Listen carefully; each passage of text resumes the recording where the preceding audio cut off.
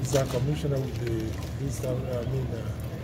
Ethics and Anti-Corruption Commission. He can brief you as to why they are here today. Okay, like you've been told, my name is Rose Mgoi Macharia. I'm a commissioner from the Ethics and Anti-Corruption Commission. As you know, we have, apart from the mandate of enforcing the laws on fighting corruption, we also have the preventive arm of ethics and anti-corruption. We work on prevention systems, and one of the things we do under prevention is a corruption risk assessment process. We look at an institution, public sector institutions and the county governments to see how the level of compliance with the regulations, the laws, the policies, the guidelines that have been put in place for management. And we assess how much they have done that, because those are some of the things that constitute corruption loopholes. So the requirements by, for example, the PFM Act, financial management, the requirements for recruitment, the requirements for management of properties and assets within a county, for example. We look at whether the right infrastructure has been put in place. And by infrastructure, I mean the guidelines and the policies that must accompany the various processes. If it is procurement, how much they have put in place as required by the procurement laws. If it is finance, for example, there are various committees that have been spelled out as mandatory. Those are the kind of things we look at. And so today we are releasing a report that was launched. The process of risk assessment was launched sometime in November 2020, prior to the commemoration of the International Anti-Corruption Day, which is usually celebrated in December 9th, I think. 9th. So that process started that time. We launched the corruption risk assessment by the experts from the Ethics and Anti-Corruption Commission within the Prevention Department, whose responsibility was to sit with the members of the county assembly and the county executive, and also the county's public service board of Nyamira County. So it's a joint venture. We have worked together very well to come up with that report that we have launched today, which gives the recommendations on what to do, on where the gaps have been found. And we have the commitment of both the Speaker and the Governor to now go ahead and implement and help us to fight corruption, and also to build sustainable processes behind the fight.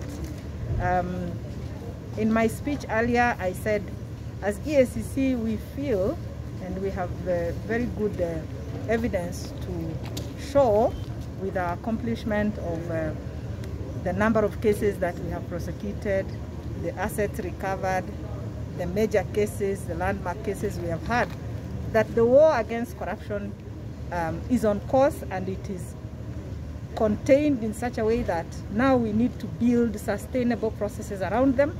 And these are the preventive measures to ensure that that does not work and go down later, that it will keep the momentum, to ensure that we instill high levels of integrity among the public servants.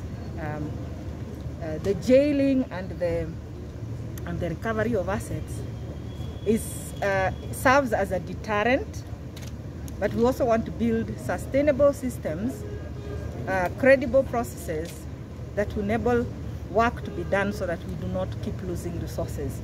And that is what the prevention side of EACC does. So that's the exercise we had this morning, and it has gone very well. And so we look forward to working with the Nyamira County to continue to improve their processes and for better service delivery to Mwananchi, which is always our greatest focus. And with good service delivery, we believe that the perception among our people on corruption can also go down, And that also eventually affects the major index of Kenyans being ranked very highly among the corrupt. And when it's a perception, it is because people feel agitated, people feel that what they wanted to get, they didn't get. So we believe that when we strengthen our processes, it brings credibility in service delivery. And so when people feel they are well served, then they have better,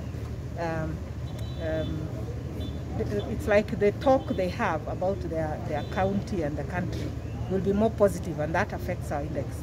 So thank you very much.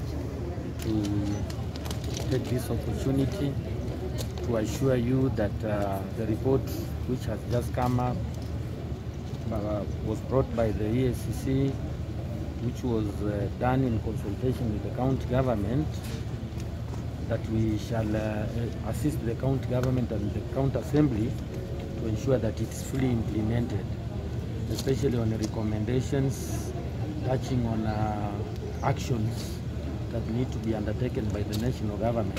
As the chairman of the Council Security Committee, I want to assure you that we shall undertake all that is required in implementing this report. Public service is unique in nature.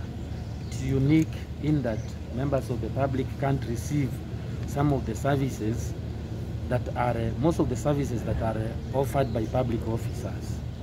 And therefore, we must make sure that the systems, procedures, and even all the rules and regulations, and this is what we call bureaucracy.